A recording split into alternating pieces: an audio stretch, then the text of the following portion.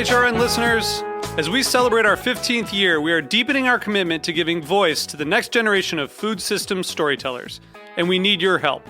Our internship and fellowship programs help activate new possibilities for underrepresented and underestimated young people through experiential journalism, audio engineering, and production training. Through these unique programs, HRN helps food equity stewards build essential workforce readiness skills that expand their potential and foster economic mobility. Please consider supporting these critical programs. And with a minimum donation, you can be entered to win a dinner for two at an amazing restaurant in one of 8 cities and tickets to a concert at a great venue in one of those cities. We have incredible partners across the country who have donated, as they also share our passion for helping to educate the next generation of food systems storytellers. Check out heritageradionetwork.org/15 to donate and enter to win today. That's heritageradionetwork.org/15 to donate and enter to win today. And make sure you donate before March 31st. Thank you. You're listening to Heritage Radio Network. Heritage Radio Network is food radio supported by you. Learn more at heritageradionetwork.org. This episode is brought to you by Roberta's, home of Heritage Radio Network for 10 years. Learn more about Roberta's at robertaspizza.com.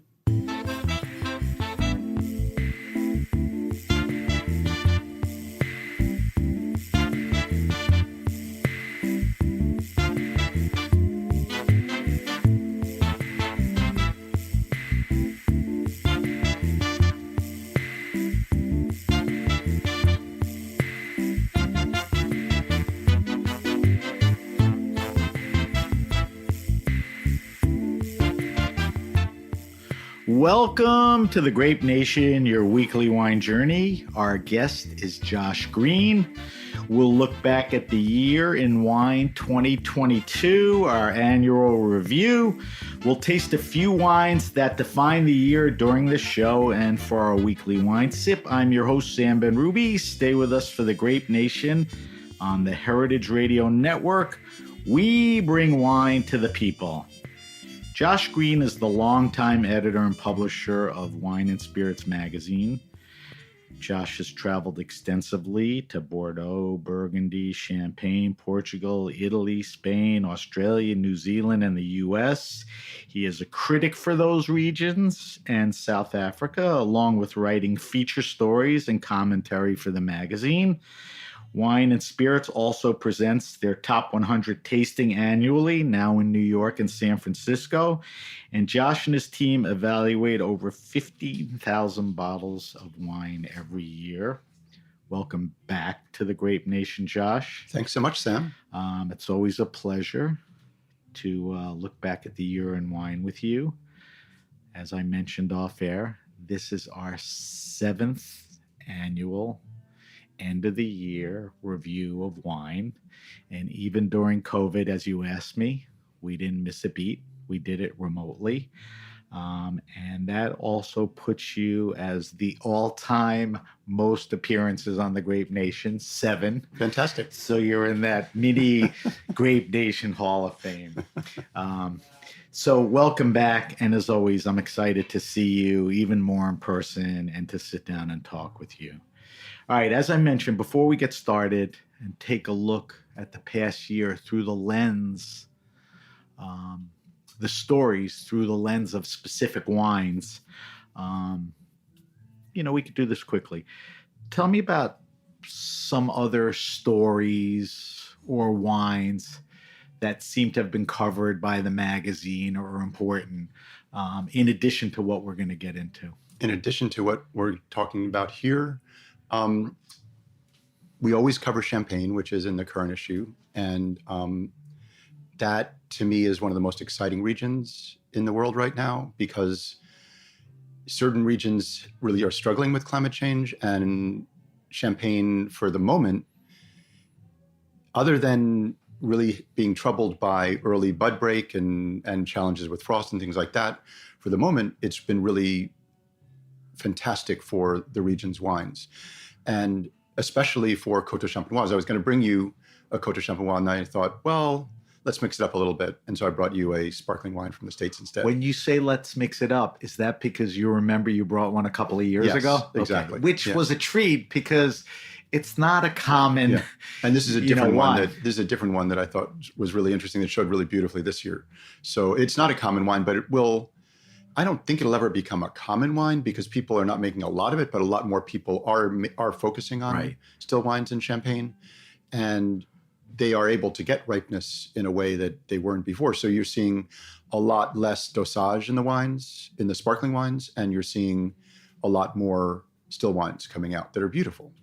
So champagne definitely is in that discussion with climate change. Separate of that, the popularity, I mean, you just see it on restaurant wine lists, not 3 or 4, but 2 or 3 pages. Mm-hmm.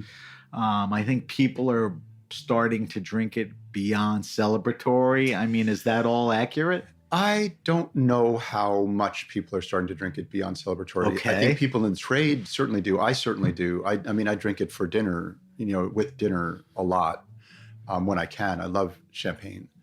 And I think it's an amazing food wine. But I don't know that many wine drinkers are yet convinced to just open a bottle of champagne rather than a bottle of still wine yet. Now, why do you say that? I mean, you're the guy. I mean, you publish a magazine. Is that just from talking to people or sales or sensing it? Because what I I don't hear. disagree with. Okay. That's what I hear from So it producers hasn't from, proliferated yet. It's something that people have been trying to break away from the celebratory meme about champagne for years and years and years, and yet at the same time, it's really valuable to champagne that it has that cachet for celebrations.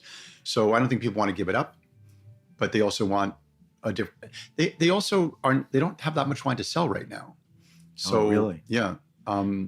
It's funny. I'll go out to dinner and everybody will look to me to bring wine because, I do a podcast, have a little cellar. And I used to bring a white and a red just to make everyone happy. I kind of put that white back on the shelf and bring a champagne and a red. Mm-hmm. And everyone... I'm there. Because when you go out to eat, a lot of times you're eating fish or something light as the appetizer or the first course, and champagne goes great with it. So we encourage that. All right, so champagne. Anything else? Give me one other thing that the magazine over and over. We've been paying a lot of attention to Willamette and to parts of Oregon toward the coast and sort of looking at what's happening in Pinot Noir and Chardonnay, actually, in Willamette and to the west of Willamette. So I'm always interested in the process. What triggers that? Is it because you haven't gotten it to yet, or there's so many things going on that it's interesting to cover and that's what you want to discuss? It's because we see changes occurring. And there's also there's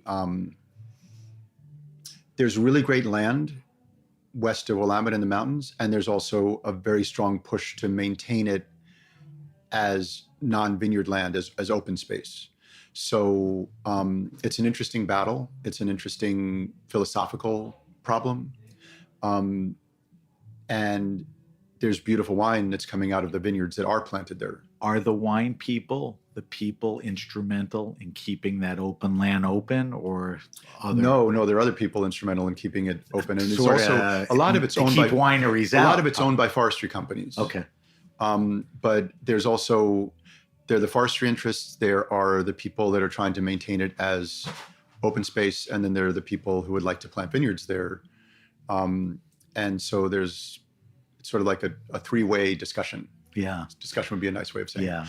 I think Napa went through something like that a while ago. Yeah. One of the things your magazine covers is restaurants, restaurant polls, talking to people, the pulse of what's going on.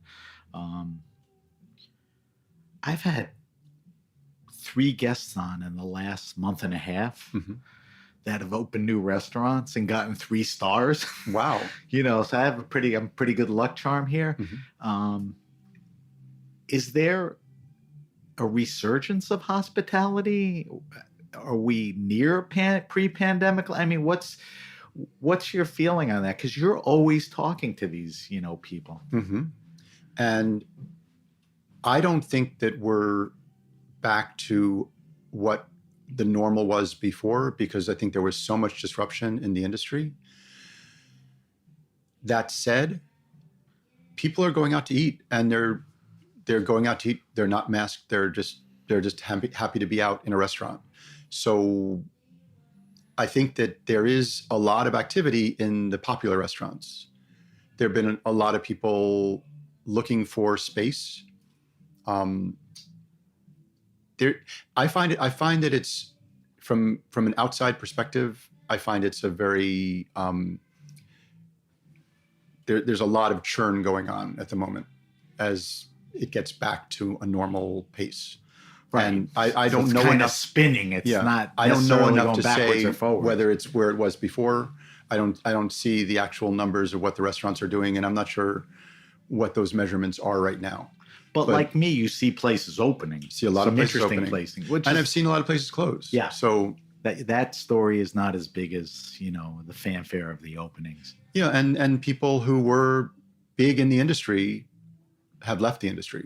So it's an interesting time to try to assess who are going to be the big players in the years to come, because it'll be a different group of people.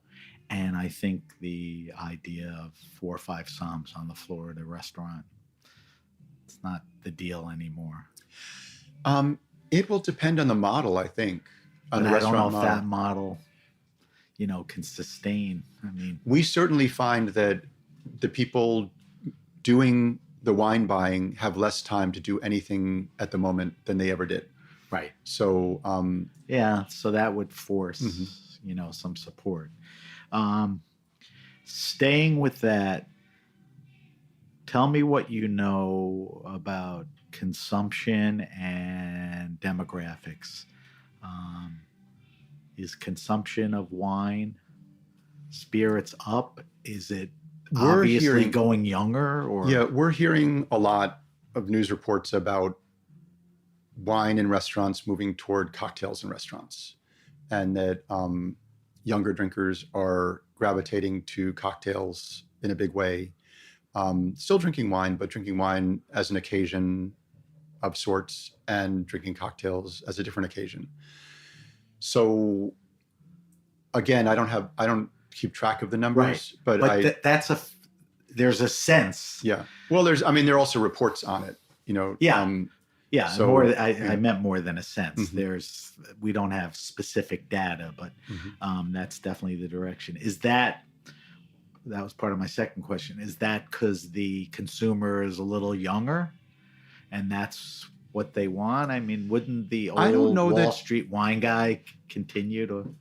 I don't know that it has to do with younger versus older. I think it has to do with trends and what is popular and fashionable at the moment.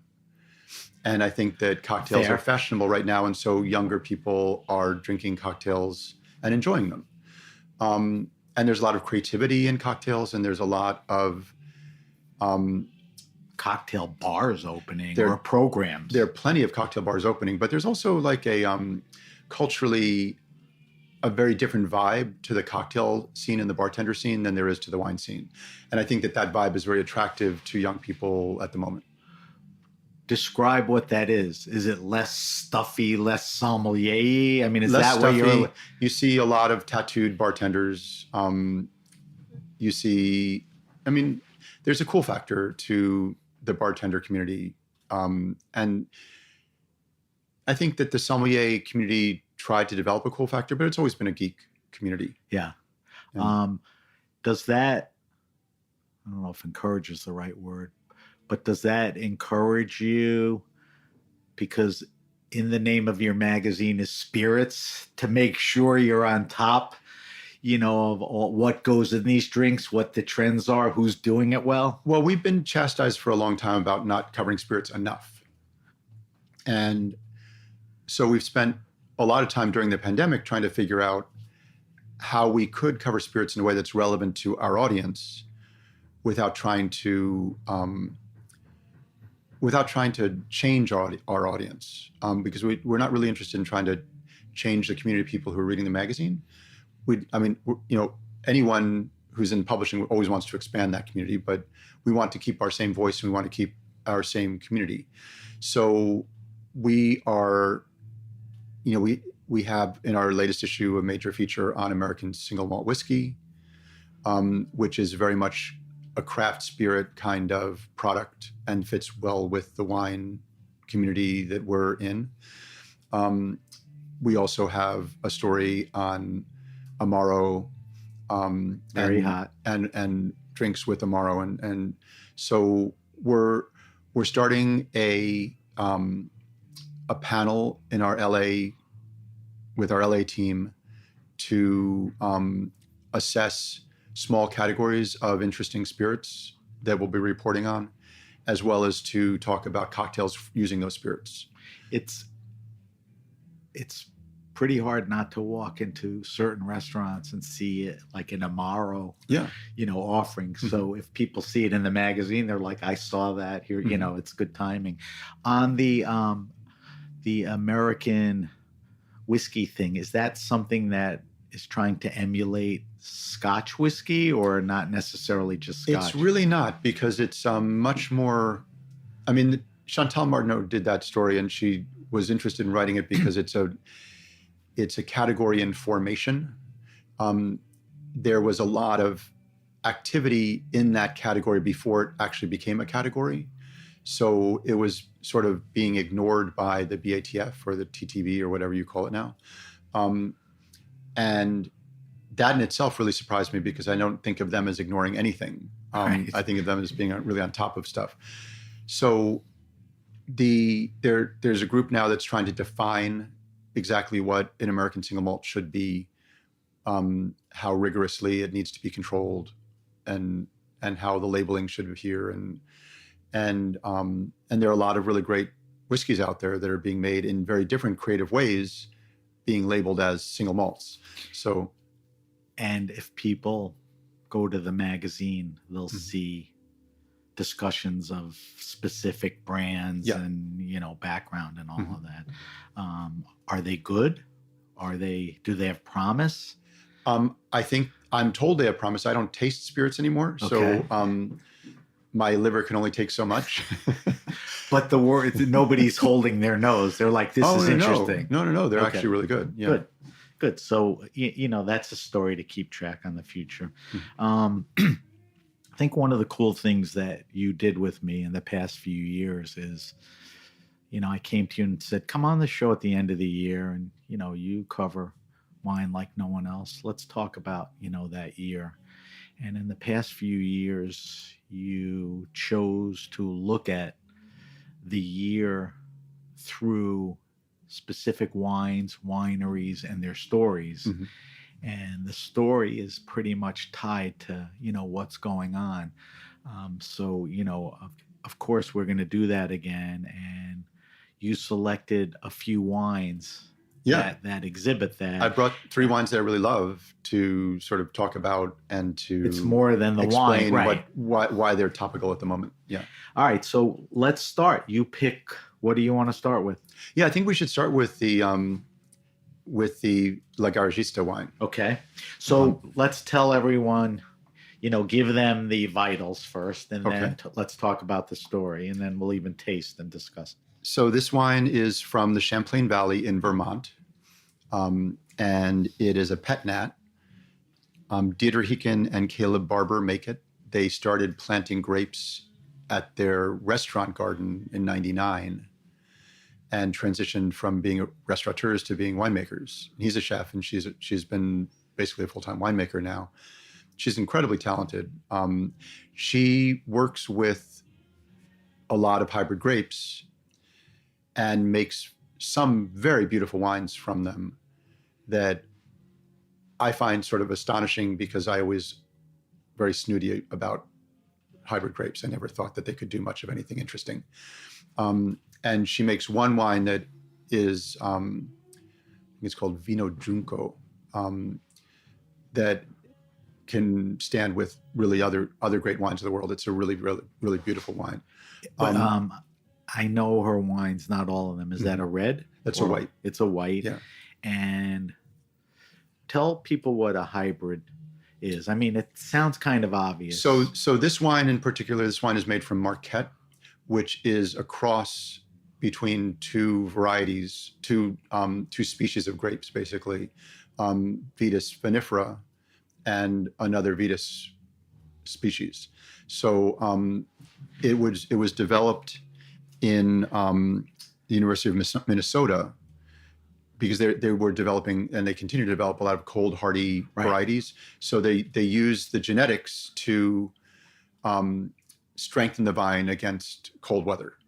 And because a lot of Vitis vinifera is just too fragile to last through. And Vitis vinifera are like the classic European varietals. How would you categorize that? Yeah, it's a species of grape that survived through the Ice Age in Georgia and in the very south of Spain, Portugal, sort of southwestern Spain and Portugal, and then spread back through Europe after the Ice Age and repopulated all of Europe. And so the great French grapes that we all know and love are descended mainly from Georgian grapes, and a lot of Iberian grapes, specifically Portuguese grape, but also there's arguments for Tempranillo being from the southwest rather than from the northeast. There's arguments for Garnacha being from the southwest rather than, so they've done a lot of Covers studies. A lot of it. Yeah. And Grenache made its way to France. Whether the question is, did it make its way from France to Spain and Portugal, or did it make its way from Spain and Portugal to France? We don't know. I think it's pretty clear at this point, but I don't know that anyone's finalized that DNA study. What is clear? In my mind, I assume that it's a Spanish grape that made its way to France. Okay. And predominant in the south of France, it's mainly in the Rhone. Right. Yeah. North and south. And throughout More some of the south, throughout some of the southern districts of France.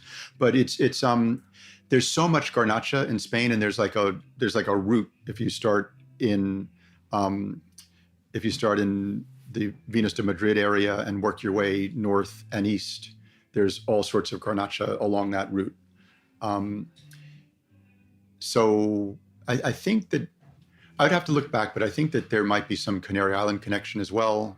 It's not clear to me. I did study it for a while and tried to figure it all out. Yeah, the Canary Islands are starting to make a lot of wine. So this wine is called Chi Confonde. Chi Confonde. Chi Confonde. Mm-hmm. Now, you said it's hybrid grapes, Marquette. You describe what it is. Did she plant those because, Vermont is an interesting weather climate area? Are they indigenous to that area? No, well, by definition, hybrid grapes are not indigenous because they're created. Right. Yeah.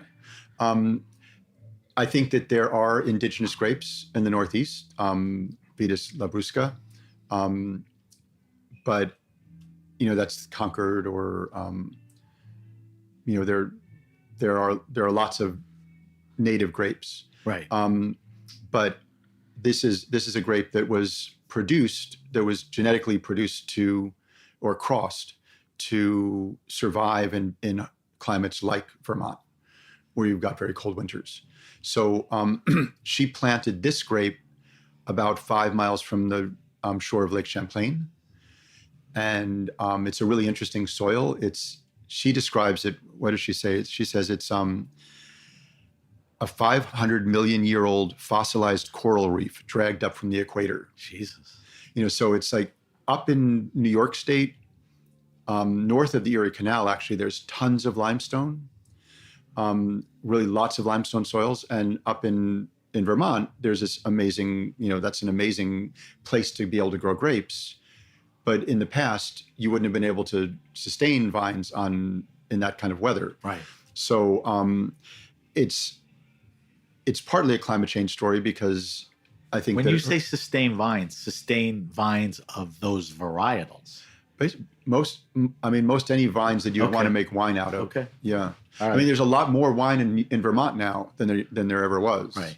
And it used to be that in the Northeast you'd had a lot of fruit wines, but now there's a lot more quality grape wine, and more people. I hear every day about people planting it. It's all little tiny parcels in Vermont. Right. But you've got Quebec, you've got Nova Scotia, you've got a lot of stuff going on further north and east that is, making pretty amazing stuff. Right. So, So tell me. so this is a pet nat. Okay. She makes it. Here's how she describes how she makes it. She says that she foot crushes the grapes. She ferments it with the ambient yeast, so there are no added yeasts, and she bottles it with enough sugar so that there's enough sugar in the bottle to create the bubbles. So it's not a traditional method champagne style wine. It's a pétillant naturel wine, Which is once fermented, right? Yeah. Yeah. Mhm. So you're saying no sugar added? No sugar added. No- Just leaves sugar Right. in. She doesn't ferment it dry, so there's sugar in the grape still when she puts it in the bottle to finish, and it basically finishes the fermentation in bottle so that it creates bubbles. Is Creates there carbon an dioxide. issue with natural yeast? I mean, does it make it harder in Vermont because of the weather and the location? Or there's natural yeast if you make wine virtually anywhere? There's microbial populations everywhere. Okay. And I think that she farms organically. So it's I think that people who are careful farmers sustain the yeast populations in their vineyards and in their cellars in ways that can create finished wines. Right. I think that a lot of winemakers would argue with me about this, but I think a lot of the challenge with using commercial yeast, a lot of the challenge that people who use commercial yeast have with native fermentations is that they don't always finish if you don't have really careful farming and if you're not farming for that purpose. And then you can get rogue yeasts involved in your vineyard, in your cellar. You can get a lot of yeasts that give very off aromas, and you can get a lot of fermentations that will just stop. The yeasts that are resident in a winery are usually the Saccharomyces that will finish most any fermentation. So as long as you don't get a lot of nasty yeast involved, these very vigorous yeasts that just basically take root in cellars, they'll finish your fermentation. So I think that you can get cleaner, fresher, clearer wines without relying on native yeast, Right. or ambient yeast. Right. You can control the process much more. But I find the wines are much more interesting and much more, I think of them as more complete expressions of their place because they have I agree. the microbial life from the place. One of the stories, when I asked you about stories, wine and spirits covered, one of the stories on this show has been farming, Mhm. the effects of farming, how the realization, nothing new, everything is done in the vineyard, low intervention there and in the cellar and all of that. That's been the story. So you alluded to it, or you said it, but farming practices, regenerative, which is, really top of the game, biodynamic, organic. By farming that way, you're talking about when you make the wine, that's a better opportunity if you're using ambient yeasts. What I'm saying is that if you farm so that your soil is alive, and which is everything I mentioned. Yeah. Then the microbial population that is feeding nutrients from the soil to your vines, the population that is living on your grape skins works. It's a healthier population. Right. That's what I was trying to get to. Yeah. So the two things together. It's not a guarantee, but No, it tends to be. I mean, it Yeah. tends to be that you have a healthier Yeah. population, and so you're gonna be less likely to have trouble in your cellar. Right. So she's farming organically. She's using native yeasts. She's calling this a pet nat. She's fermenting it once. Is this 100% Marquette? Yes, it is. Yeah. So let's just do a quick. It's a pretty deep purple wine. It's kind of a cool color. I've read, and you and I talked about it. It's Lambrusco like, definitely. It's great pizza wine. We're here at Roberta's, and it Yeah. would be perfect with pizza at Roberta's. Tell me about the nose. I mean, I find it pretty funky. I don't think it's that funky. It's very fruity. Yes. It's very sort of Fruity, grapey, but not grapey in a bad way. no, Like Manischewitz. I get during more like Passover black is great. raspberry or Yeah. But I also get some funk to it. So The fermentation, it's not overly, bubbly or whatever. I mean, nice, small, right? I just think it's really friendly, drinkable wine. And what I love about it is that it's not ambitious, fussy, difficult to understand. It's just Easy. It's really I easy. think people are looking for Yeah. that. Besides pizza, I mean, can you open this with like a charcuterie tray? Oh, absolutely. It's perfect Yeah. with like sliced salami, sharp cheeses, stuff like Well, that. as you said, Lambrusco, and anything you serve with Lambrusco, you could serve with this. I mean, mortadella would be delicious with this. Any sort of salumi would be really great with it. Speck would be great with it. All right. Anything else to be said on this? Just that I think it's really exciting to be able to drink wines from Vermont, from Quebec, from when we did a kind of a salon session on North American sparkling wine with this wine included, and then reported on it in the magazine. And we had a wine from Nova Scotia as well, Benjamin Bridge, and we had a bunch of Finger Lakes wines. And the Finger Lakes wine showed beautifully, but the Benjamin Bridge wine Is just that blew a everyone away. sparkler or? It's a sparkling wine, yep. Okay. 100% Chardonnay. And, it's actually not as far north as Washington State, which, we think of Nova Scotia being in Canada, Yeah. it must be far north, but it's not as far north as Washington State. So, and it's, the climate is moderated by the Bay of Fundy, and it's a big fruit growing district there where Benjamin Bridge is located, and the wine is beautiful. So back to part of the bigger story. Is he able to do that because things have changed climate-wise, or they just never got to it till now? Or a little of both? In Nova Scotia? Yeah. I think that region is becoming more moderate because of climate change. But I think that they've been doing it for a while. They've been doing it for several decades. Okay.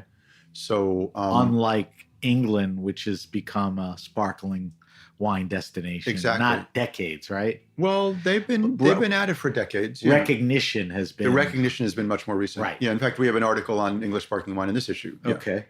The recognition has been recent, but they're not selling a lot of their wine here. No. They've in fact sort of pulled out of this market. They're selling a lot of their wine in England.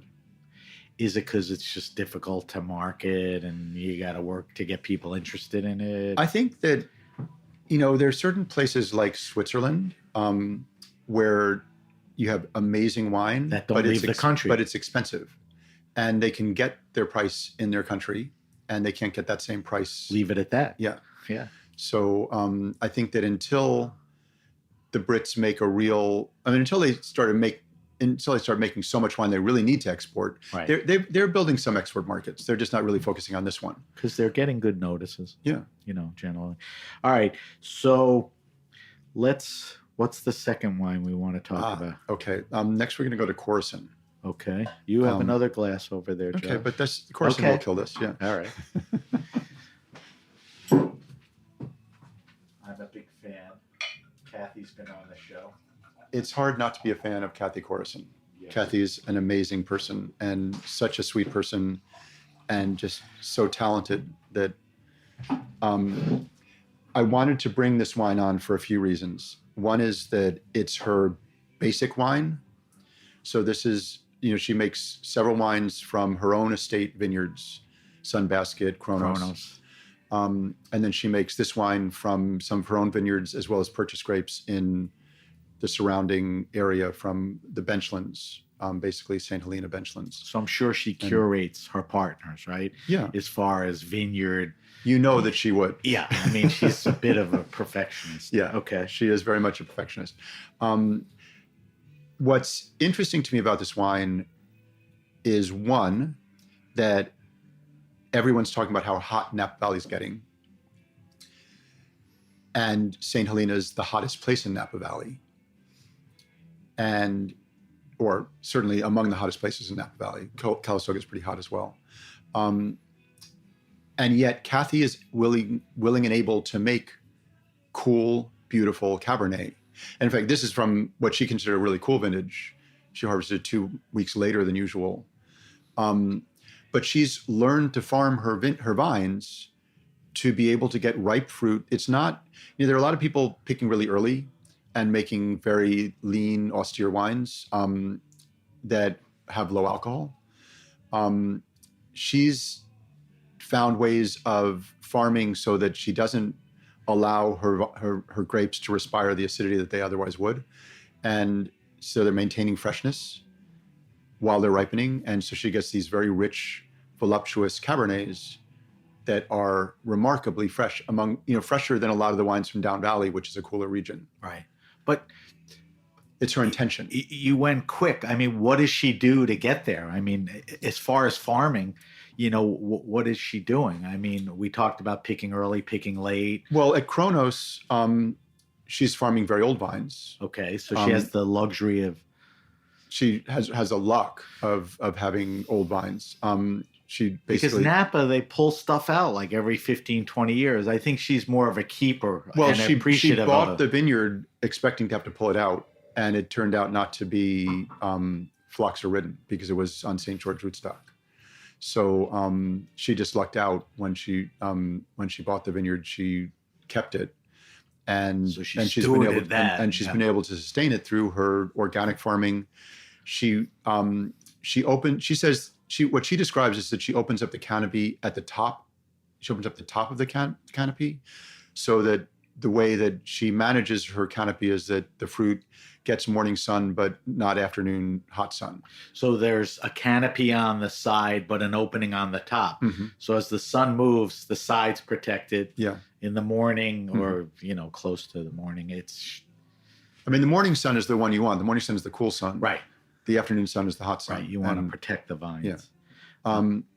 The other reason I thought this would be interesting to show is because we have this very long section in the magazine in this particular issue on Napa Valley resilience in the face of climate change, interviewing Dan Petrosky, who makes the Massacon wines. He was at Larkmead for years and was doing events around studying climate change and all sorts of other, bringing people together to talk about it. He left Larkmead and is doing his own thing now, which he's been working on for a number of years. He did it while he was at Larkmead. Yeah, exactly. It's a white wine only, Massacon. Mm-hmm. And we also interviewed Leo McCloskey, interesting rhyming pair of men. That's funny. I just thought of that. Yeah. So Leo had a company called Enologics, which purported to be able to help clients get very high scores and critical reviews. All right, let me these are not your words, they're mine. There was a Parkerization of wine. A very famous wine critic, Robert Parker, liked a certain style of wine, which he gave high scores. They were very big, opulent, wines and all that. Leo created a company scientifically to get you to those wines, right? That's what he was selling, yeah. Yeah. So he further pushed that model, that big, over the top, Napa wine. All right. So he was measuring, among other things, he was measuring the way the tannins ripened. And he believed in this complex anthocyanin in the wines would create a trigger for pleasure in certain critics. And so, and I'm putting putting thoughts in his mouth, and I don't know if he would say it that way, but he's very particular about how his work is represented. So he recently shifted his business model. Now it's called Greene Enologics, and he found that the vines were producing these kind of very, very ripe anthocyanins on their own. the ripe tannins on their own without any need from anybody's help. And this is all under the guise of Napa being very warm and climate change, forcing the heat and all that. Yeah. We want to stay with that. So he found. So basically, what he said, David Darlington interviewed him. Elaine Chukin-Brown interviewed Dan Petrosky, and they're both talking about the future of Cabernet in Napa Valley. McCloskey is saying that Cabernet, according to him, is toast. And then you get a little deeper into it, and he says, well, it's not necessarily a problem below Oakville, but above Oakville, the climate is changing to what this Like Howell Mountain can sustain that. He says the Koppen-Geiger index. So it's different from the Winkler index, which is like region 1, region 2, region 3, which is based on heat summation days or degree days. This is also looks at vegetation. It looks at aridity, rain patterns and things like that. So he says that Napa Valley used to be a warm Mediterranean climate, a warm summer Mediterranean category of climate. And now that northern part of the valley is moving into a hot summer Mediterranean climate, which is not a place where you'd want to grow Cabernet Sauvignon. So, which is why he said that's toast up around there. So he's suggesting that people plant white grapes there. And I think that it's interesting to look at a wine with a grower whose intention is to grow fresh Cabernet in St. Helena, which is ground zero for this hot, what he's calling a hot summer Mediterranean climate. And Kathy's wine being, I think, a very beautiful, fresh, complex Cabernet. I agree. Not the characteristics of what Leo was trying to get to, but the best of, what Napa can give you. Can she sustain that? It remains to be seen. It does. Yeah. I mean, she'll fight it any way she can. She is. I mean, this is 2019, not 2020. So 2020 was a disaster for most everyone in Napa Valley. And ironically, Leo said Cabernet is toast, white wine. Dan left a revered red wine maker, Larkmead. And while he was there, and what he left to was his own winery that only makes white wines. And he said he didn't do it on trend. That's when he was in Italy, that's what you drank, in the South because it was hot and all that. So he loved all of that, which is interesting. So he's kind of stumbled in the right direction in a good way. Yeah, but he's also saying that he believes in the resiliency of Napa Valley. Right. So I think it's a very interesting contrast of these two perspectives. And Dan's gives me probably more hope than Leo's does. Yeah, I agree with you. But I also, they have different intentions for the wine, for what they think wine should be, or why they're in this business. So, and my interest in this business tends to align more with Dan's than with Leo's.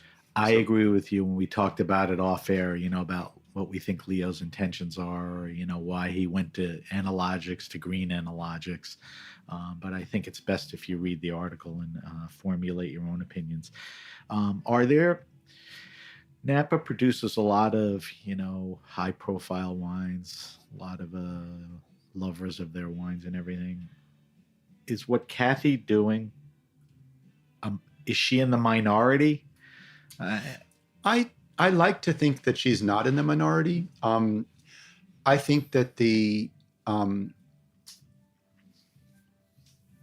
there's a lot of noise around cult Cabernets, around 100-point Cabernets from other critics. We tend to make the noise being negative, positive? Positive. Yeah. Okay. We tend to make more noise about wines like Dominus, wines like Inglenook, like Kathy Corrison's wine, like Diamond Creek on Diamond Mountain, which is a Leo client. Yeah, but so is Ridge. So Ridge, who's revered. Yeah, a lot of people Leo's very smart, And a lot of people used Leo's, Leo started at Ridge, and a lot of people used him for information about what was going on in their wines. It was more the information than getting to something. Yeah. Yeah. I mean, I think Paul Draper probably was more into that. Yeah. And Paul, I think, has his own ideas about his intentions for his wines that don't agree with Leo's intentions for his other clients. Not all of his clients. I mean, all of his clients use him differently. So, Right. It's really, I think he's a scientific force in the industry, and a valuable scientific force in the industry. I'm surprised that there isn't offshoots, unless you could tell me otherwise, of what he does, using the information with a different perspective. I mean, are there other analogic type things there? I know there's a lot of analysis there, and analysis is big. Well, I mean, if you look at what Michel Rolland was a lab tech, right? Who got into consulting. Another guy who influenced the type of wine. I mean, it's really, basically Michel Rolland and Robert Parker were good friends back in the early 80s. Makes sense. And I always think of Parker as Michel Rolland's spokesperson. Yeah, when you think about how things for played 82. out. I mean, Rolland created the 82 Bordeaux in a lot of ways. And, the vintage created the 82 Bordeaux, but he had a big influence on that style of wine. And Parker fell in love with it and was really promoting that style of wine. So, there are inflection points. And I think that McCloskey is a different kind of consultant than Rolland, but not that different. Right. They're both lab people. In the end. Yeah, they're doing a lot of similar things. All right, Josh, we have another wine to talk about, but we need to take a quick break. When we come back, we will talk about another very interesting varietal and region. I think Josh is excited about it too. We're talking to Josh Greene. Josh is the editor and publisher of Wine and Spirits magazine. We schlep Josh in here at the end of every year to look back. We look back at the year through the lens of these wineries and, the effects. So we'll be right back. You're listening to The Grape Nation on the Heritage Radio Network.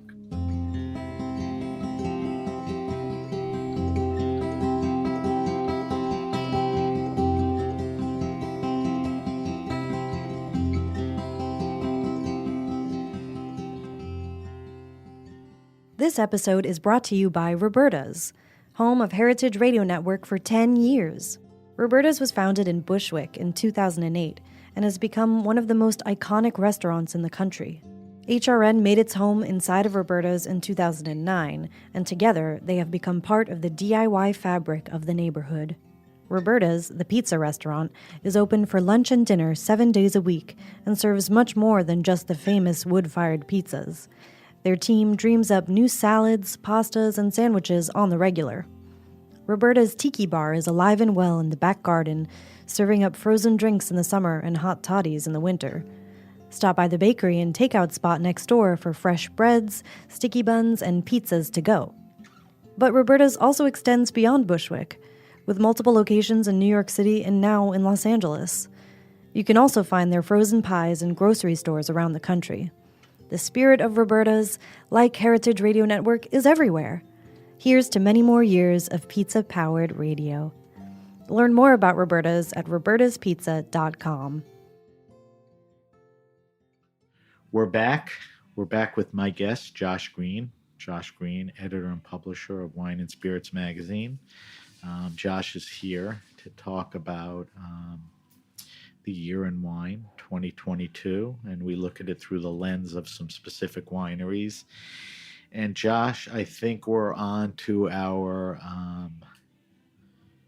third, I wouldn't say winery unless you have some specifics, a varietal and a region that I've been very well versed by sitting and interviewing Christian Sheeta and the Mhm. Good Ogal people. Oh, and fantastic. tasting, some of these other people's wines. So, where are we going now? Well, we're going from what I consider one really beautifully fresh wine to another.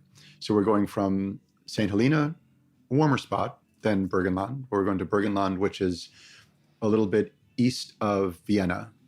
About an In- hour or so? Yeah. A little more. An hour or two east. I mean, And depending on there's where a you're lake going. effect there, Yep. right? Lake.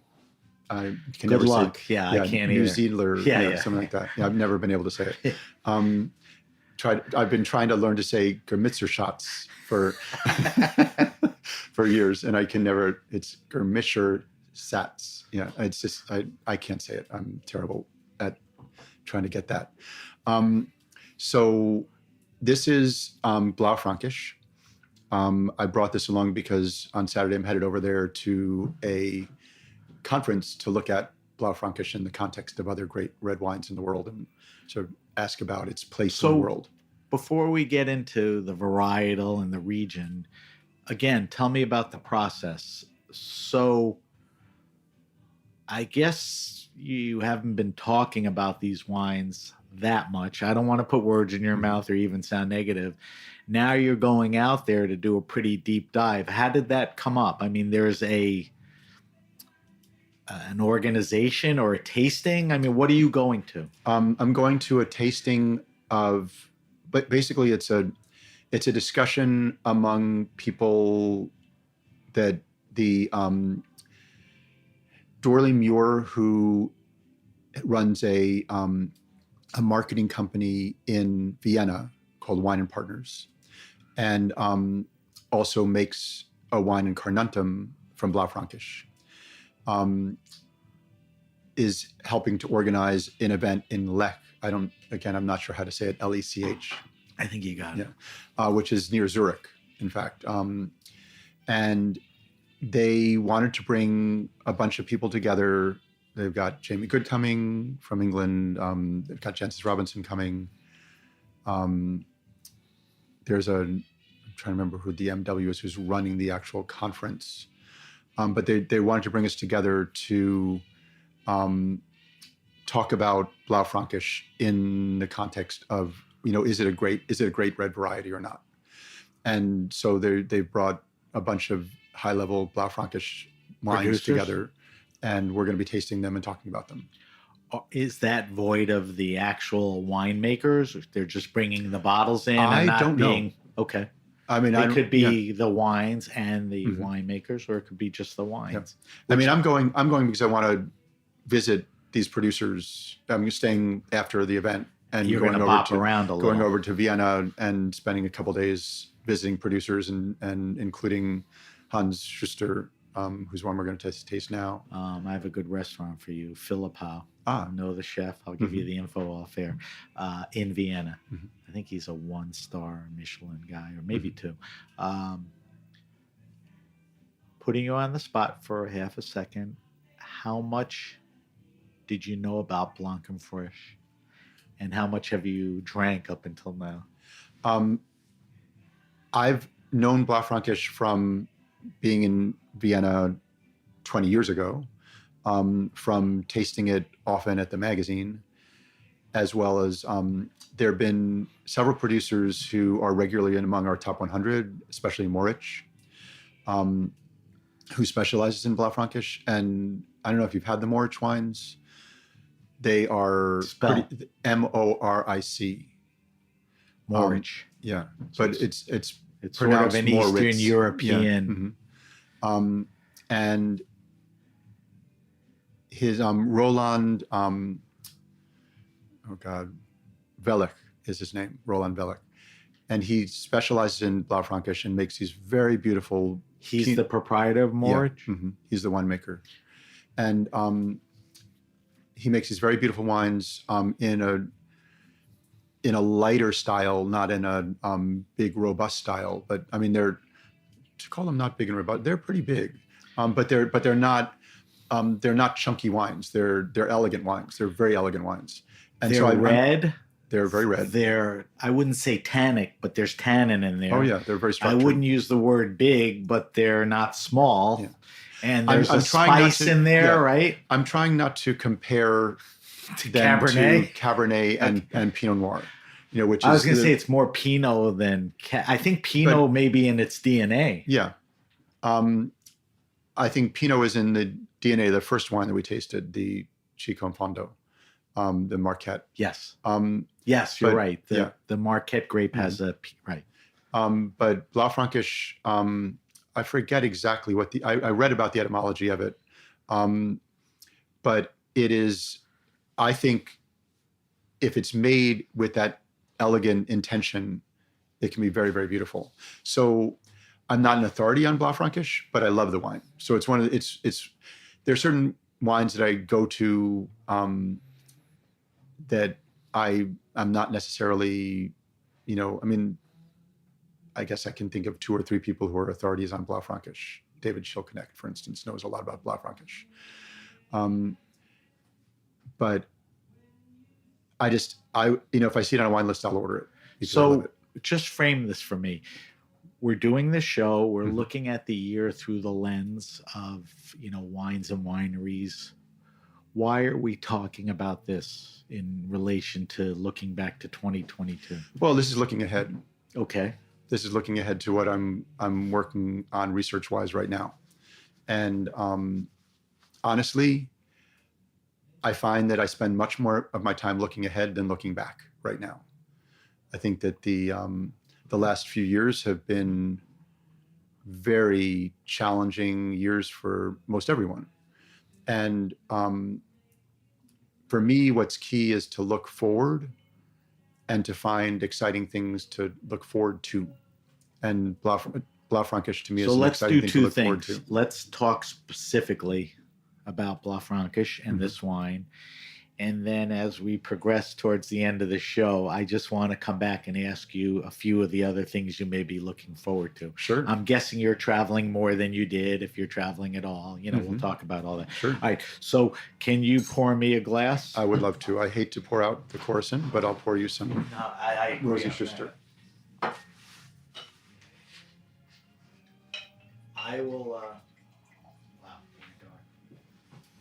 So, Josh, before I let you go, I want to take bottle shots so that I have them for our social media, and I also want to take a couple of pictures of you. All right. So, you're going to talk about this, but before I let you do it, just a visual evaluation. This is a fairly deep, dark brooding wine. It's got a very interesting nose, which we'll get into. But let's talk specifically about this wine. So Hans Schuster makes it. He's got 14 hectares of vines, well, actually 13 planted right now, and they're spread out in 40 different parcels all around these. I think it's in 6 different villages. So he doesn't make any single vineyard wines. He just makes blends from all of his different parcels, and he specializes in Blaufränkisch. It's very typical out there to do field blending. I mean, Gudoga and those guys, they just... All right. So he farms organically, and he ferments with ambient yeasts, and he uses no new wood in the wine. So for me, even though you say that it's a dark wine, it's delicate. Yes. I find there's a real delicacy to the wine and persistence. There's no wood, effect on this wine. It's I not think chunky. It's just a vessel. No, it's not chunky at all.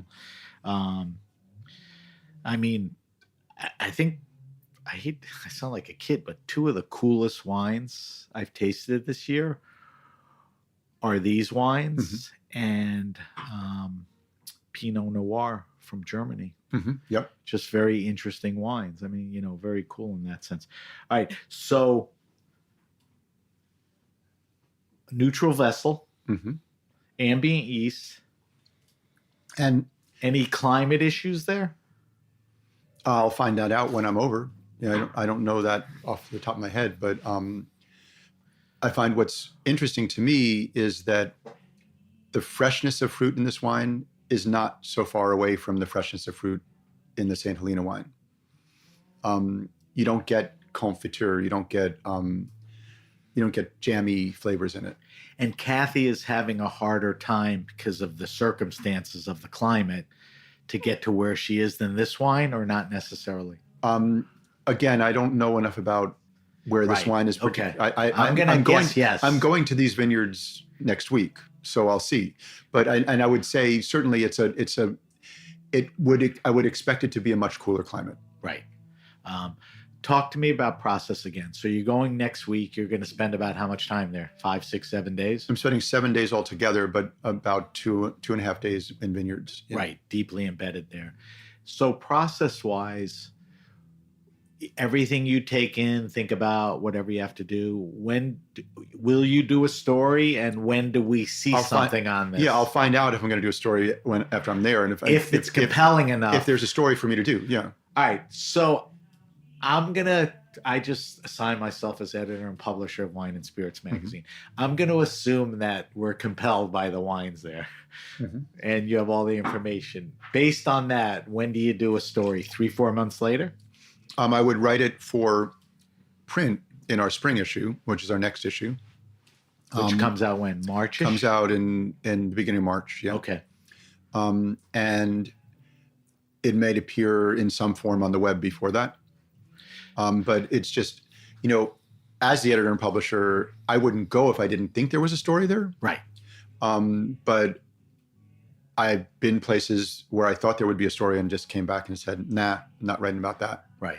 But it wouldn't make sense for me to go over and spend 7 days of my time without being able to come back to the story. I agree. And I think you're on the right track. And I think that, by the spring, you'd probably be writing stuff about it. Mm-hmm. Do you agree with me that the flavor length on this wine is really pretty? I mean, I find it complex and really compelling flavor-wise in terms of the length of flavor and the detail of the flavor on it. And it's $23, which is really surprising. I know. I mean, a lot of the wines there who are now I wouldn't say cult, but the big wine, their wines are just not that expensive. I agree with you on everything. I think the fruit is amazing. The clarity, it's delineated. It's very interesting. I think the mouthfeel is, like a medium plus. Mm-hmm. I think it lingers a little. I think there's really nice fruit, a little spice. Mm-hmm. The tannins are there, but not, There's nothing aggressive in the tannins at all. No, I mean, it's just a wonderful wine. And I think I had Katja Scharnagel, who was at La Bernardine for 10 years. And she just went to Coleman, which is arguably one of the hot restaurants of this year. If you look at her wine list, she probably has a dozen, not producers, but Blaufränkisch, on the list. Just because she's Austrian, Marcus Glocker's Austrian, but it's just interesting as far as all that. So I think you're going to see more of it. When did you decide, when you were invited to go to? No, it took me about 2 months to accept the invitation. I was invited. I really needed to make a decision about whether I was going to be traveling or not. Is it more Blaufränkisch? Is that something that's a story I'm interested in, or do I want to travel or not? No, I don't want to travel. I went to Italy in November, and I'm going to Austria in December. Those are my first 2 trips since March 2020. Tell me about Italy. Was it Chianti or? No, it was we were doing a presentation at a trade conference called Wine to Wine. And then several of us, Stephanie Johnson and Gianpaolo Paderlini from Acquarello and Alison Cariaga, the 4 of us went to Piedmont for a few days. But my concern about traveling is, do I really need to do this? Should I be assigning it to somebody else who's already there so I don't have to burn all this carbon to get there? Is it, I'm going to be wearing a mask from the moment I get on a train to the plane, to the train, to the hotel. I hate that, but I will wear a mask all that way. And so it's not pleasant to travel. It's funny because you hit on a few things. Traveling for health and safety reasons is certainly an important issue. Mm-hmm. But I also think the carbon issue is, how much traveling do you have to do? That's more important to me if than you the- did yeah. right. Yeah. If you did less, is it the end of the world as far as how you cover wines or you personally? Probably not. It's a really interesting question for a wine writer because I built my career on going to places and getting the actual story to share with readers. Being on the ground. Yeah, being on the ground and seeing, and when I go to places, I demand to see the vineyards. I don't want to spend time in cellars tasting wine. So it makes a big difference for me to be able to be in a vineyard, to see what's growing on the ground, what's growing around the vineyard, to see what the natural environment is there. It tells me a lot about what I'm tasting in the wine. And I can't get that other ways. So I need to be careful about when I travel, but I want to be able to maintain that part of my career as a writer. So you're going to, going forward, you're going to have to be more deliberate, which is fine. Yeah. Pick your spots. I'm okay with that as long as you're committed to the touchy-feely part of, being there at some places, It's, really the main reason I would have to go is to be in that environment, to experience the environment with the wine rather than just to experience the wine. Right. I think that's... And to see, you never know what people are actually doing. As a wine writer, they can tell you anything and you have no way of... There's a lot of nuance when you're just walking around and looking in the cellar. They can't really change the environment of their vineyard for your visit. I agree. So you can tell something from that. All right. So is there anything else we want to talk about with the Blaufränkisch? We put this in the category of something to look at now, but something that you will be covering, very soon, potentially. This is a look forward thing. Anything else you want to say about? I would just say that Hans Schuster at Rosie Schuster is making really beautiful wines, that Moritz is making really beautiful wines, that some of the people you mentioned. Gudolga, Christian Cheetah. Yeah, awesome stuff. They're all. And I'm seeing some new producers when I'm over there. People in this country might know this grape as Lemberger. Right, I was going to say that's its background. But there's some interesting stuff going on in the Finger Lakes with it. There's been a lot of it played around with in Washington State. Plant material isn't always the same in the old world and the new world. And in some cases, you can get really beautiful plant material from Massal selections in the old world that are hard to recreate here. So even though it's called the same thing, I was just going to say, it doesn't necessarily mean that it's the same thing. I agree with that. We talked about La Garagiste in Vermont. We talked about Kathy Corson in Napa. We talked about Blaufränkisch from the Burgenland region in Austria.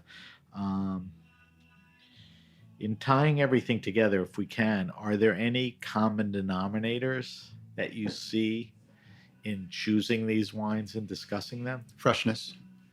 These are all, that's a descriptor you'll use for each wine. I would use it for all three of those wines, and it's something that I look for. I think that just I wouldn't call it the philosophy of the magazine, but the more the gestalt of the magazine, the way that our panels taste what we're looking for is very different from a lot of what consumers are looking for, to be frank. And we're much more geared toward wine as a food and as a beverage for food. And freshness is crucial to that.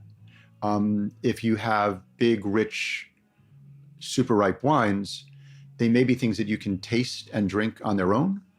But with food, they're kind of clunky and heavy-handed and brutal. So we are looking for freshness in wine and the openness of these wines. I would say that they're all open. Can you define freshness? So part of freshness is open. Part of freshness is acidity in the grapes that isn't good. Some or good acidity. Yeah. So which is great for food. Acidity is a challenging topic when it comes to, especially when it comes to New World wine, because a lot of New World wines are grown in desert climates where acidity respires very quickly, and then people are adding acidity back in the way that they were adding sugar back in cool climates in Europe for a long time, Right. to tinker with the wine to make it a viable wine.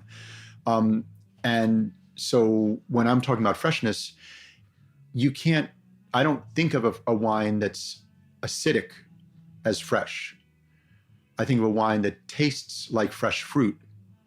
I think of a wine that tastes like fresh, even it can be even fresh mushroom. It can be fresh forest. But there's It has the there's a natural coolness, elements in yeah, it. there's a coolness factor to it rather than a heat factor. Heat tends to come from alcohol, but you can have a low alcohol wine that's hot. So it's the expression of the wine has to do with how integrated everything is. And if the acidity is integrated is a natural part of the fruit and integrated into it, you don't perceive it as acidic, you perceive it as fresh. Right. Which gets back to, the description. I'm just curious, what makes a low alcohol wine hot? If it doesn't have other aspects that are It's not balanced. that aren't The covering the hotness acidity, is- they aren't covering the alcohol. So that's Yeah. a crappy wine. Yeah. Yeah, pretty much. All right. As I mentioned, I will post the wines that we tasted so everyone can, taste them. I mentioned this to you before when we talked about Blaufränkisch and the Burgenland is sort of looking forward. Are there any other things or plans for next year looking forward, whether it's travel or coverage of certain wines? I mean, I love the Burgenland Blaufränkisch thing. Right now we're gearing up for our restaurant coverage for the next issue, and that's an interesting challenge given the development of the sort of gutting of the restaurant industry in the last 3 years, and now the rebirth of it. So we're really exploring what that rebirth is, how that rebirth And is you happening. do that by talking to people in the biz? Yeah, Mostly the wine people? the wine people in the business, yeah, and sort of taking the temperature of the business right now. You kind of never stopped doing that, right? We did continue to do it, but it was less effective people because weren't people working. weren't working. Right. Yeah.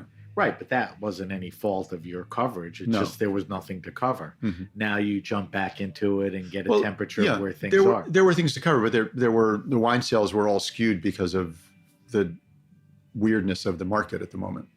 Yeah. Do you think we could do a show on hospitality as far as hospitality workers? Probably. And, how they're treated, how they were treated, how they left the industry, what it takes to be there? A lot of them did leave the industry, and a lot of new people came into the industry. So,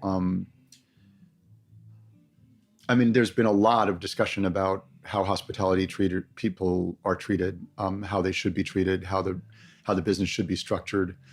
A lot of people used this time to restructure their businesses for the better. Right.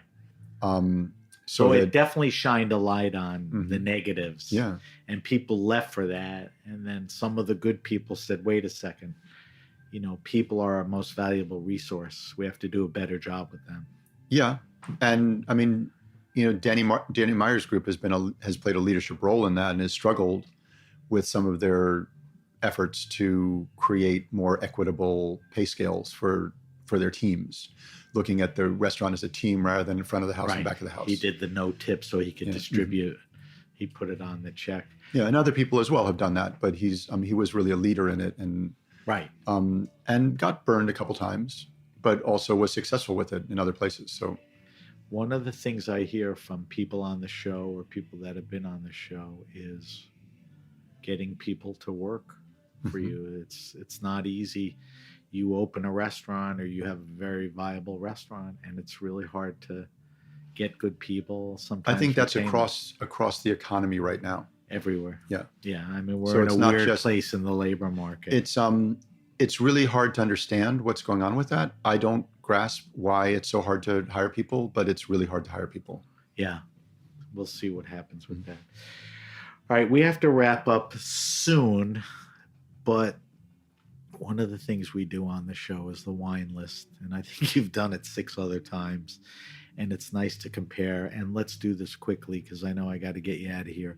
I ask all my guests from day one the same 5 questions, and I think some were answered today, but dig a little deeper and answer the 5 questions, and I will go back and do a comparison. Okay. The first question is, what are you drinking now? And that's what's in your fridge, what you could be tasting. And I think a lot of what we talked about may be that, but is there anything else?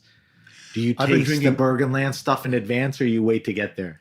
I've tasted a lot of it, but not in the last month or so. So what have you been drinking? I've been drinking a lot of Alsace white wines, Okay. a lot of Alsace Riesling. I've been drinking a lot of champagne when I can. I was drinking a Sanso from Itata last night at Contento. That's funny. A friend of mine was there last night, too. Oh, really? Yeah. Great restaurant. Oh, great. Yannick wasn't there, he No. said. But yeah, wonderful. Wonderful, tight list. All right. Anything else? That's enough.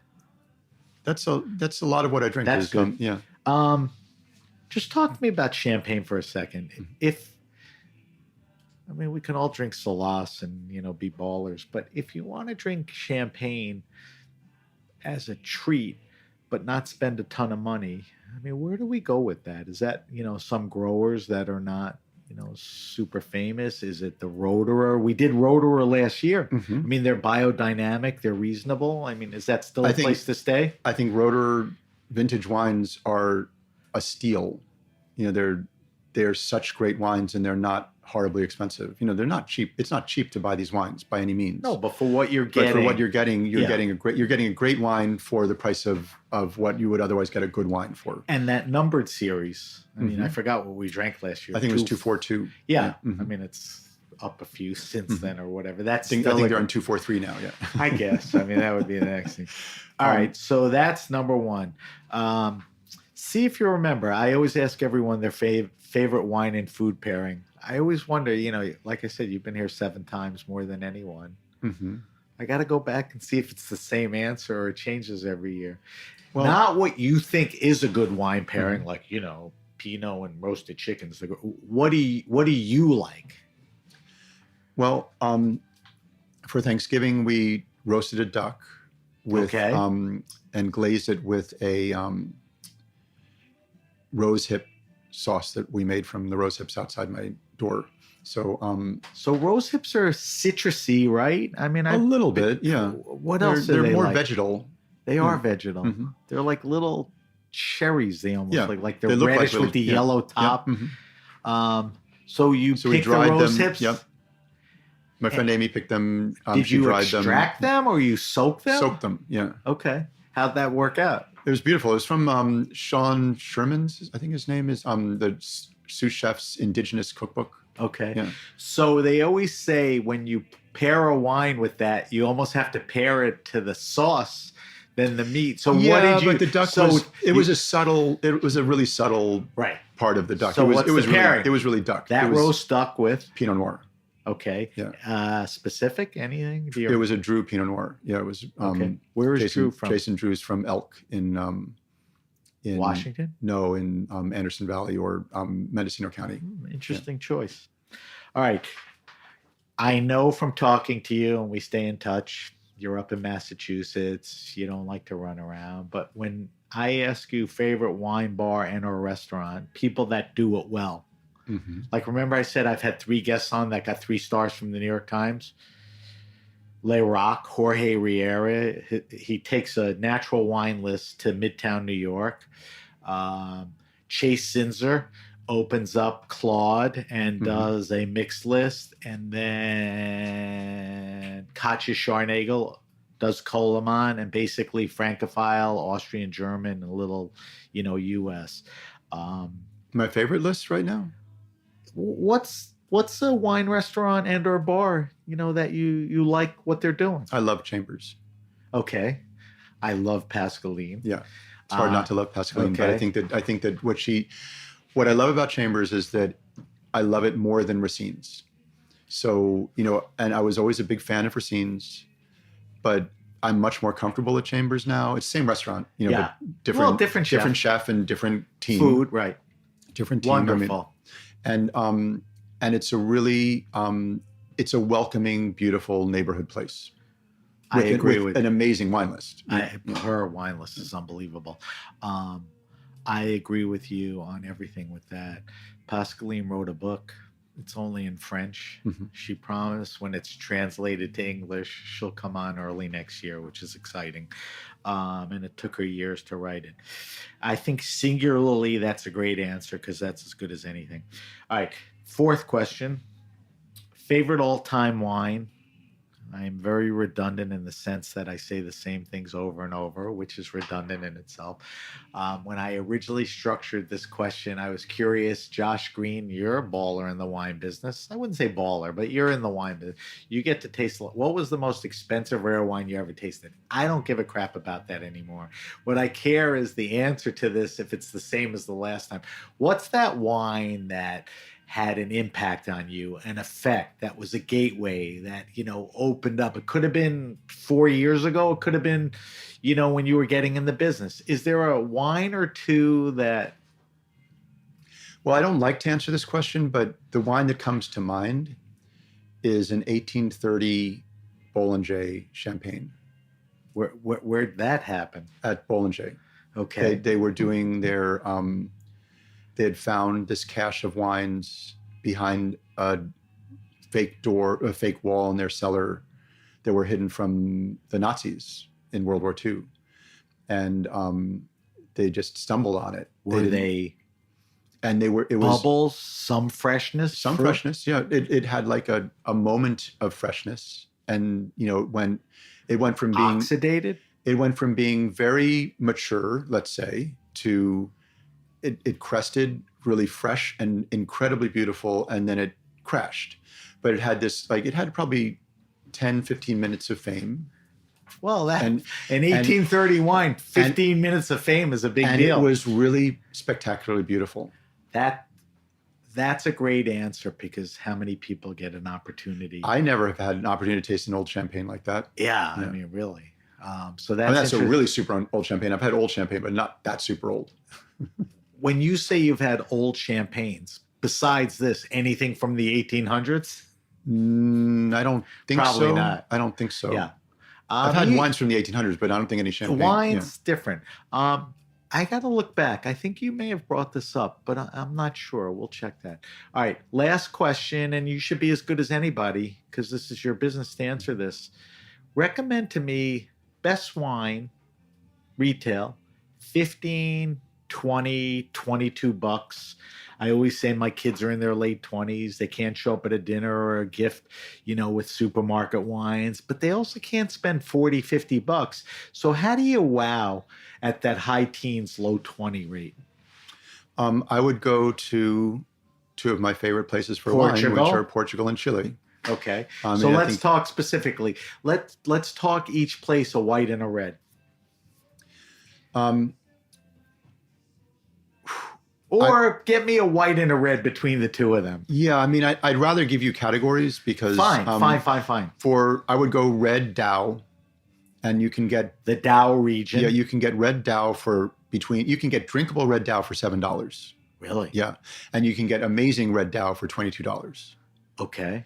And it's, there's some sketchy wine everywhere, but if you check it out, and it's just, you're not going to find good red wine for $7 for most places. So I always say this: if you have a good retailer in your neighborhood that you like or trust, you like and you go on and say, I listened to the Grape Nation and Josh Greene said the Dow is offering grape. What do you got? I mean, chances are that guy's going to curate a couple of nice ones. And he's not going to sell you, or she's not going to sell you something that's bad because they want you to come back. Okay. So, all right. What about a white wine? I always go to Vinho Verde, and some people like Vinho Verde, some people don't. I love Vinho Verde. That's the north of Portugal? It's the north of Portugal. It's very coastal. It's you can get Alvarinho from the far north along the Minho River with border with Spain. And you can get fresher, bright, sometimes sweet and fizzy, but sometimes dry and complex wines from all the river valleys that run from that northern Minho to Porto, basically. a little bit south of Porto, but mainly it's that northern part of Portugal along the coast. And they're great for, what I love about Vinho Verde is that you can buy good Vinho Verde for $10, great Vinho Verde for 12 to 18 bucks. It's crazy. And you can just open a really fresh, easy bottle of wine, low alcohol, and sip it while you're cooking with it. Just like it. I love to just, I'll make mussels or something and just be drinking the Vinho Verde and pouring it into the pot with the mussels. And So it's just, you don't worry about it. let's dispel something. A great and easy wine to drink in the summer. But you can also but like drink you it. said, you're home making a pot of mussels. Yeah. You could do red mussels or white mussels. You do white mussels. That's a hearty dish, in the middle of the winter type thing with toasted bread and all that. So Vinho Verde, that's a good one. I think you said that last time. Probably, but that's what I drink. For inexpensive wine, that's what I drink. I think it's that good. Better than Muscadet? I love Muscadet. Another great value. It's another great value, and there are amazing wines in Muscadet. I associate both regions as far Atlantic coast wines. Right. And yeah, I think that they do the same thing. I think Muscadet is maybe a little drier. It doesn't have a fizzy, you're not finding fizzy Muscadets around. But the acidity, is that the fizzy or no? No, in the there's often some carbonation in the really cheap Vinho Verdes. Right. But they're like $6 a bottle, things like that. You don't want to go near that. Well, you might. I mean, there's nothing wrong with them. But they're more like soda. They're more like soda. So, Yeah. yeah. But that's not what all Vinho Verde is like. So. No. But you're right. Muscadet is a good partner to that. As a category, yeah. Is there more salinity in Muscadet or not necessarily? As a descriptor? It would depend on the wine. All right. So you can't categorize or generalize. Okay. All right. So as I mentioned, we're going to post that. I look at you as the expert, so I see an opportunity not to let you leave here without, pointing me towards a few wines. So we posted on our social media. Let me do a quick wrap up, and I want to get some info from you. So if you have a question, suggestion, wine happening, or event, hit me up at sam@thegrapenation.com. That's sam@thegrapenation.com. Subscribe to the Grape Nation podcast on Apple Podcasts, Stitcher, Spotify, or wherever you get your pods. If you like the podcast, leave a positive review and subscribe. If you like the show, instead of looking for it every week, subscribe and it'll pop up. You can follow us on Instagram at @SBenRuby and on Twitter @BenRuby. I know that's confusing, but that's the way we do it. But you can always get to us through our hashtag, The Grape Nation. We're on Facebook @The Grape Nation. As I mentioned, we'll post Josh's wine list answers, and I will post all the wines. That's why before I leave, I got to take bottle shots. And like I said, I'll put it on all our social media sites. Josh, if we want to get more information on getting more information, where do we go to find more about Wine and Spirits Magazine? What are the opportunities available to us? You go to the website and you can sign up for our e-newsletter at wineandspiritsmagazine.com. And is spelled out. And is spelled out. Wine is singular and is spelled out. Spirit is plural, and magazine is all spelled out.com. So we have an e-newsletter that we blast out when we've... Is that a free thing? That's a free thing. You just have to register for it. So at the very minimum, you could get info and be in contact by signing up for that. And that's almost every week now. We're sending out best buys that we found in our most recent tastings as we post the results of those tastings for subscribers. But the e-newsletter is free. You can subscribe digitally, and then you can just subscribe for digital and print. And the print is quarterly. Okay. We also have an event coming up at the Metropolitan Pavilion on February 15th for our top 100. That's coming up soon. Yep. Well, not so soon, but soon enough. Yeah, February 15th. You're in denial. It's coming up soon. Okay. We're already planning it. Yes. Okay. Last year you didn't do it at Metropolitan. You did it somewhere else, I remember. We had a venue off of Fifth Avenue in the low 20s. Yeah, same neighborhood. They're not there anymore. Anything for this year's top 100 different than the past? More people? Different. Well, it's a different group of wineries. Okay. And some are the same from year to year because they always perform really well, but others are new. And we are a little less restrictive on our admission this year, so we'll probably have a bigger turnout. Last year we were keeping it pretty strict, and even that it was a by little your crowded. choosing. Yeah. So you're going to open it up. Yeah. So it's consumer and trade. I mean, Yeah. the trade will come, but the consumer, and all the places you told us to go will help us know when and where Yes. the specifics on that come. There's the possibility when you come back that there may be a Blaufränkisch producer there. Mm-hmm. You think?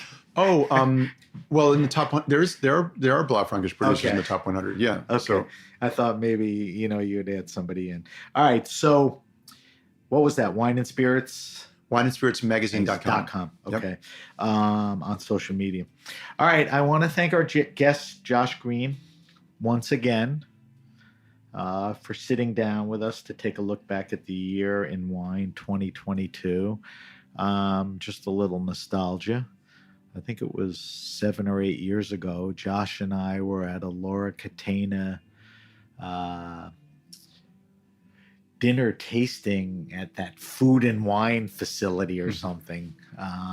And I had just launched the podcast in September. And I think that was a little later in the year, maybe late November, December. I mean, I had done a podcast on Sirius with Gary Vaynerchuk, but nobody really knew what was going on. And Laura introduced me to you. Mm-hmm. And I said, I'm doing this podcast, and will you come on? And without even flinching, sure. Here's my card. And I got in touch with you, and we set it up. And what's a beautiful thing is this is our 7th year. So it's always nice to see your face. And I thank you for being here. It's always fun to do it. I really enjoy it, Sam. Yep, I do. It's something I look forward to. So thank you to our guest, Josh Greene from Wine and Spirits Magazine. Thanks to our engineer, Armin, and everyone at the Heritage Radio Network. I'm Sam Ben-Ruby, and you've been listening to The Grape Nation. The Grape Nation is powered by Simplecast. Thanks for listening to Heritage Radio Network. Food radio supported by you. Keep in touch at heritageradionetwork.org/subscribe.